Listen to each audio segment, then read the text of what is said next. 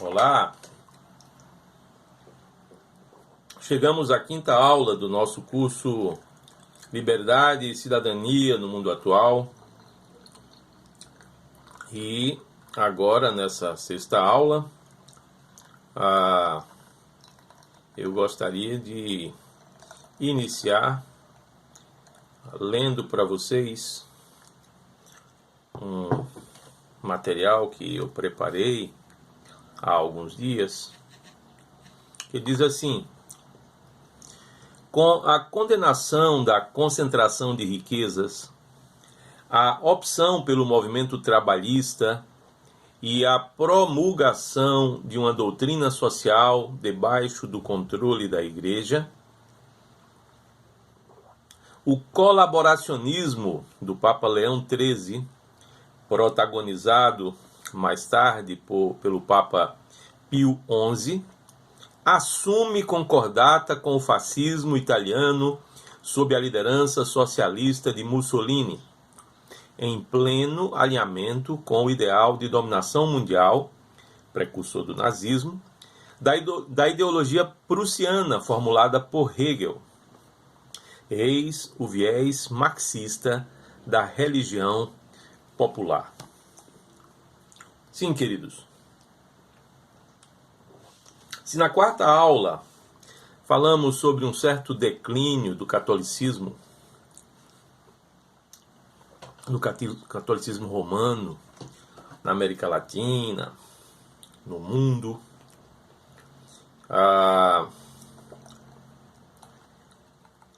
precisávamos justificar isso, apresentar as razões. E foi isso que procuramos fazer na quinta aula, apresentando como razão o conservadorismo, inaugurado ou consolidado pelo Papa Pio IX, aquele que estabeleceu o dogma da Imaculada Conceição de Maria e o dogma da infabilidade papal. Ora, o seu sucessor, o Papa Leão XIII, ele caminha na mão oposta. Ele começa a tentar assumir medidas que fossem amenizando aquele conservadorismo e assim tende ao socialismo, que naqueles dias era a reflexão do momento, a reflexão acadêmica, intelectual do momento. E assim o Papa Leão XIII começa a defender ou criticar a concentração de riquezas, não é? Em franca ruptura com o capitalismo. Faz a opção pelo movimento trabalhista. Ele é o fundador dos sindicatos católicos no mundo e também defende uma doutrina social debaixo do controle da Igreja. Veja que o Papa assim vai se aliando a um novo conceito de igreja, não é?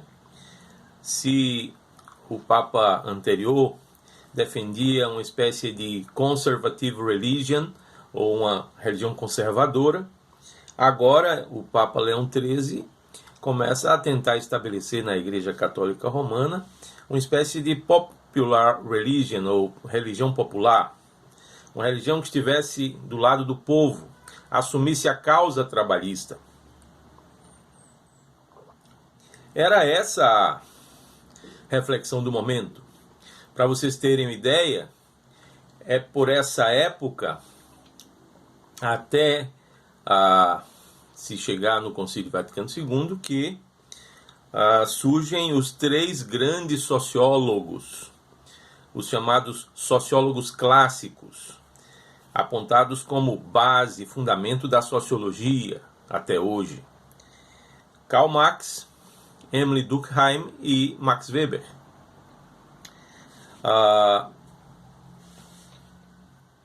Parece mesmo que o Papa Leão XIII não era socialista e caminhava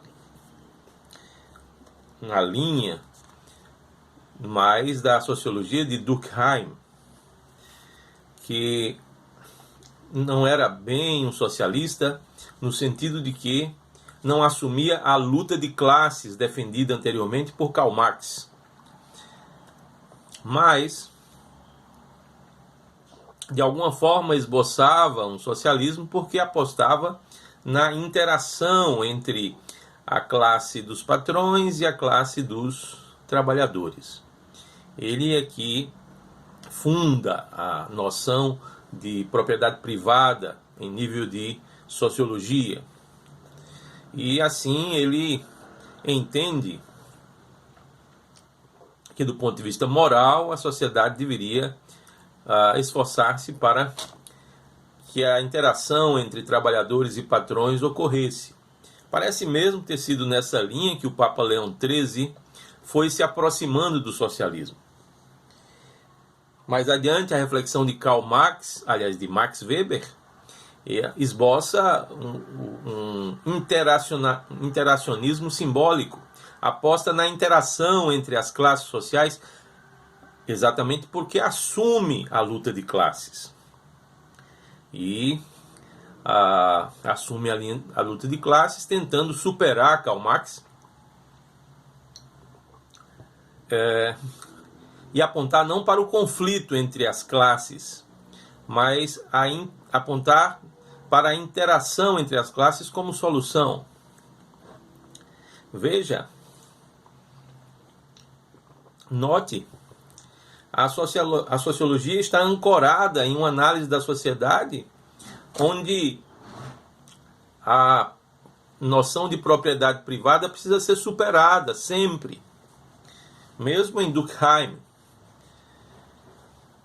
E assim a Igreja Católica Romana vai assumindo cada vez mais e paulatinamente essa noção de defender as classes trabalhistas, não é? Assim, numa perspectiva de interação ou de conflito em relação à classe dos patrões, o fato é que essa causa vai sendo cada vez mais assumida. E isso vai desembocar no Concílio Vaticano II, que é antecedido por uma espécie de boicote feito pelos papas durante todo o século XIX. Para vocês terem ideia, os papas proibiram os católicos de votarem na Europa. Eles ficaram sem votar, não é? E assim, meus queridos,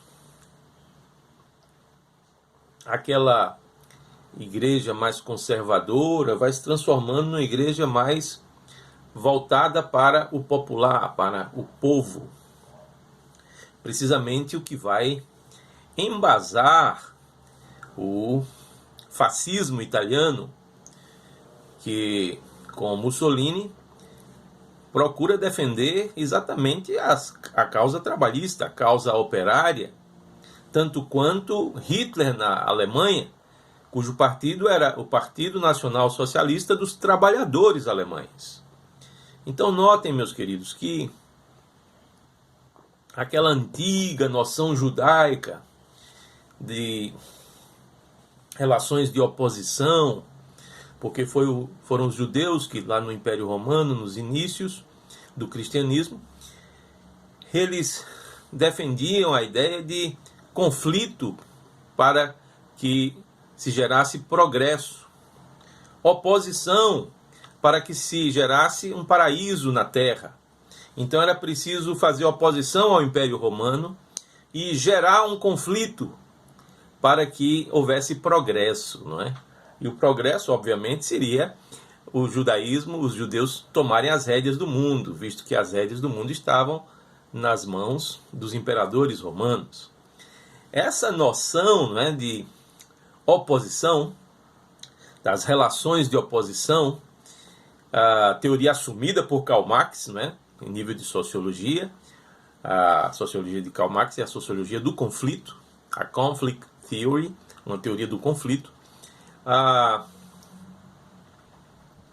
e daí terem surgido a sex conflict theory, a teoria LGBT, a race conflict theory, a teoria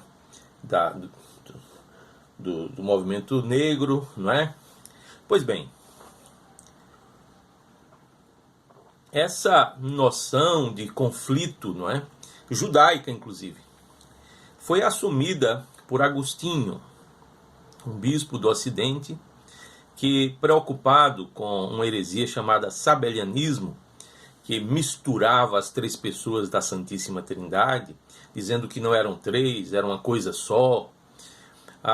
Agostinho, muito preocupado com esse atentado contra as três pessoas da Santíssima Trindade, ele começou a defender uma relação de oposição entre as pessoas da Santíssima Trindade.